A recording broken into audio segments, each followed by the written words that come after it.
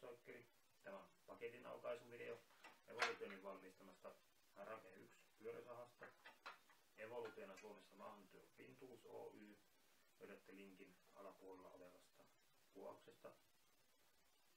Sen sijaan, että aukoisin pahvilaatikoita, ajattelin, että kerron oikean mielipiteeni tästä koneesta. Sitä olenkin jo käyttänyt sitä noin kuukauden verran ja valmistanut 5 eri projektia, joista näette pieniä klippejä. Osan videosta olen jo julkaissut, muutama odottaa vielä julkaisemistaan.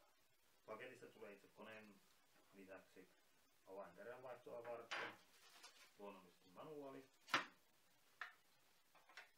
sivuohjain sekä tietysti itse kone.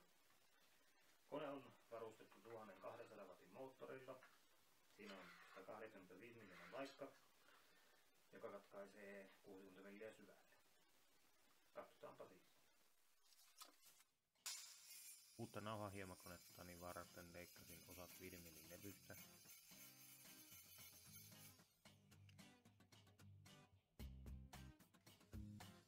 Sekä alumiinista. Mukavinta alumiinileikkauksessa on se, että se ei tarvitse minkäänlaista jäähdytystä leikkiä alkoholin tai muiden liukasteiden.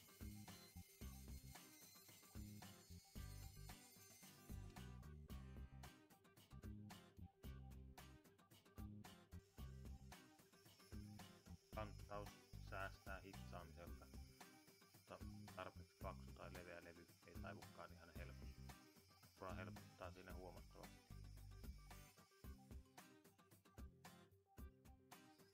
Eipä tule ihan äkkiseltään mieleen yhtä kätevää tapaa halkaista neliöprofiilia.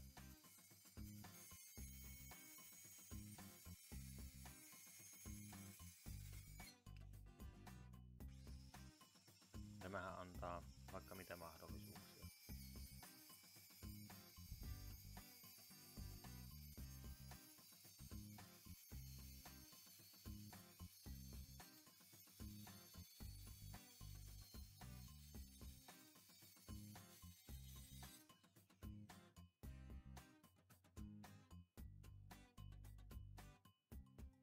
Paksuseinäinenkin neliöputki katkeaa helposti.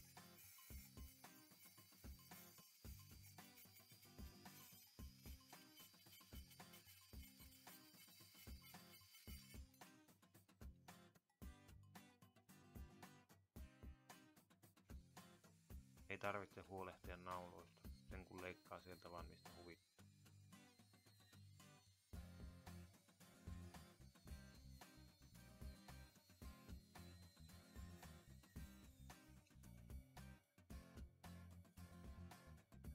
Tai jos et halua katkaista läpi asti, voit tehdä uria, sillähän löytyy vaikka mitä käyttötarkoituksia.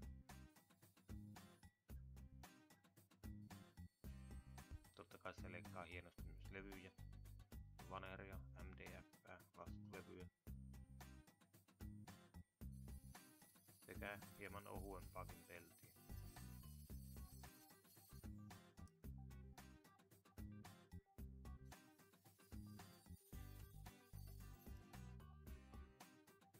Kattopellit katkeavat hyvinkin helposti.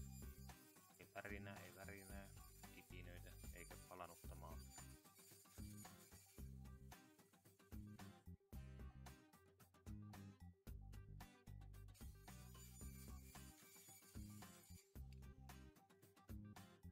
Silti kaiken tuon metallin ja naulojen pätkimisen jälkeen se leikkaa puuta yhtä hyvin kuin uusi.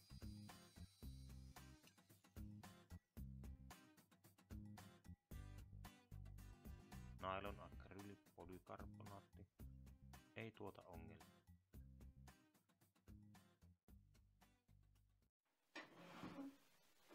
Okei. Miteni siis Harake 1 pyörösahasta on, että minulle se on aivan täydellinen. Uskon, että se on myös monille muille. Sopii hyvin kotinikkareille, talon rakentajille, remontoijille, monille työpaikoille. Sehän hoitaa lähes kaikki katkaisut, mitä vaan kuvitella saattaa. Tämä on mielestäni ensimmäinen työkalu, joka jokaisen kotinikkarin